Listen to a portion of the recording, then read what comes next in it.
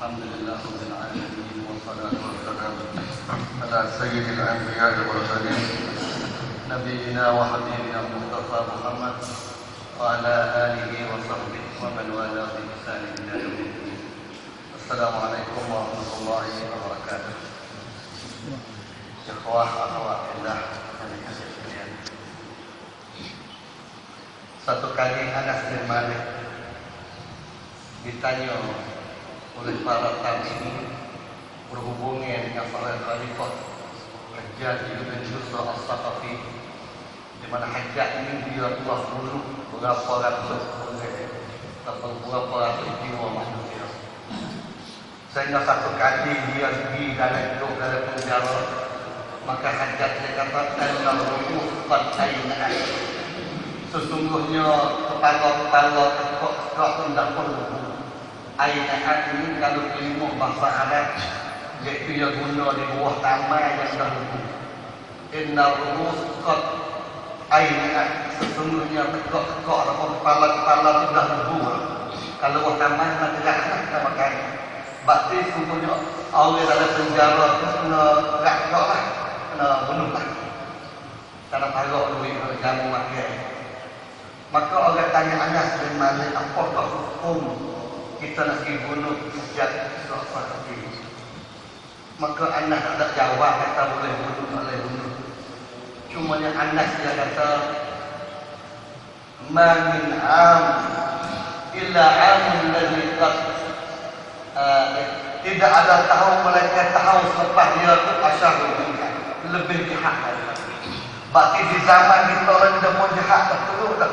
Pemimpin membunuh orang Islam, membunuh pengikut orang tidak berpuas hati, dia bunuh dan sebagainya. Maka di tahun depan ini lebih jahat lagi, lebih jahat daripada benda-benda yang berlaku. Itu ayat tasawuf ulama sahabat Anas bin Malik dia masuk Islam 10 tahun lagi. Dia hidup sentiasa dengan Nabi. Waroknya nak jaga darah orang Islam, walaupun khalifah dibunuh orang Islam dan sebagainya, tapi tasir takut jasah perpaduan umat Islam ini. Di akhirnya dia ucap satu kalimah, di mana kalimah dia diucap oleh Anas bin Malik telah dimuatkan oleh Imam kita Al-Bukhari rahimahullah dalam kitab Sahih Bukhari, dan Imam Nawawi masukkan kata ini dalam kitab Riyadhus Shalihin bab Al-Muraqabah.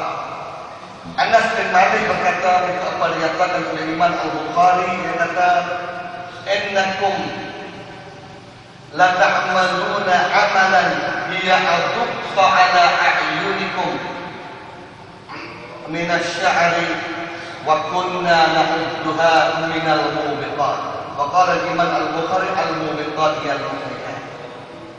Kamu akan membuat satu perbuatan yang kamu rasa perbuatan ini lebih halus dan lebih ringan daripada bulu-bulu rambut. Sedangkan kami membilangkan benda ini alasan benda ini di zaman Nabi adalah satu kesalahan yang besar, al-mubiqat, satu kehancuran yang besar.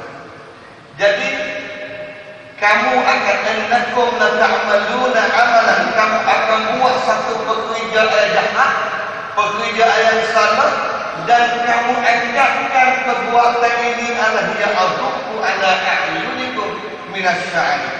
Kamu rasa benar-benar benda ini benda biasa-biasa ya.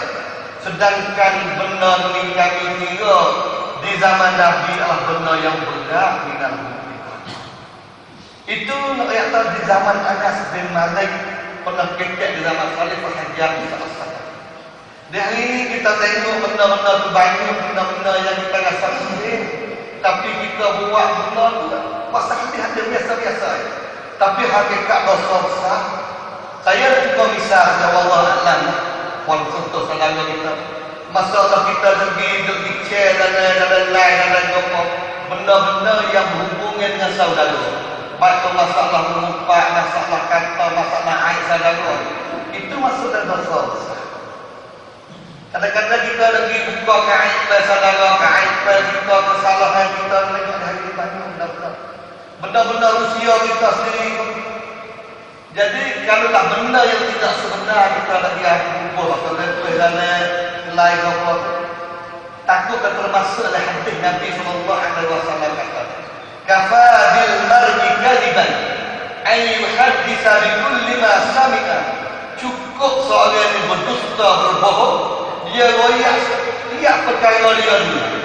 Royak lakon dengan hadis maudhu' lah hadis royak semua benar tidak jelas, tidak tahu sumber yang asli dan kesahihannya. Tapi kita royak juga. Kafa bil mar'i kadiban. Cukup seorang ini berdusta. Lebih lagi dusta kata Nabi sallallahu alaihi wasallam.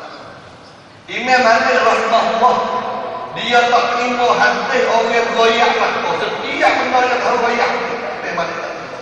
Tapi itu ada satu riwayat. Ada apabila seorang kita ditanya dia royak lakon, maka Imam Malik tanya. Imam Malik kata likulli so'alin yujibu jununun. Tiap-tiap soalan yang dijawab maka dia begini. Betul, daripada perkataan ini ulama dakwah Qadiyah kata laisa likulli ma ya'lam bihi. Bukan setiap benda kita tahu benda royak lakon. Kadang-kadang benda sirri, benda bahaya, benda apa itu kadang-kadang. Kadang-kadang kamu ada di pelajaran kita ada lakon. Nah, kadang-kadang benda membahayakan tidak hanya satu masalah. Tapi itu kita kena jaga, takut memfitnah, lebih-lebih lagi masalah lupa lawan kesalahan saudara. Ada seorang lelaki ja'a rajulun ila Imam Asy-Syafi'i faqala fulanun yudhkiruka bisu. Faqala Imam Asy-Syafi'i rahimahullah in kunta sadiqan fa anta nammamun wa in kunta kadiban fa anta fasiqun.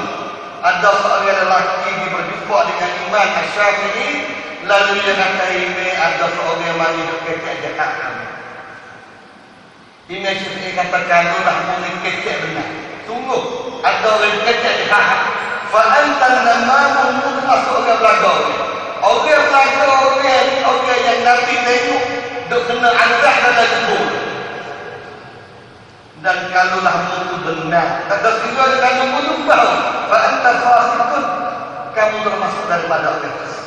Oleh itu masalah kita nak kecek nak apa? Kadang-kadang benar kecil. Kita tak terasa. Kalau bunuh orang berzina berzina ini yang berapa besar. Tapi benar-benar ada. Benar-benar dah sejak dia buat seperti mengupah, berdeki, takabur, riak, sunnah. Ini benar-benar ada. Tapi benar memakai amalan kita. Benar-benar akan merusakkan kehidupan kita. Terutama masalah ibadah kita. Oleh itu saya suruh diri saya dan ikhwah kita jagalah amalan kita seperti mana yang Anas bin Malik takut kita kena buat satu perkara kita rasa benar-benar lebih hadis lebih ini daripada belum. Sedangkan dari kalangan sahabat mereka mengatakan ini minal mubiqah daripada kebinasaan dan kehancuran. Aku qauli hadza wa astaghfirullah li wa lakum wa aqim bi'amri Allah basira bil ibad.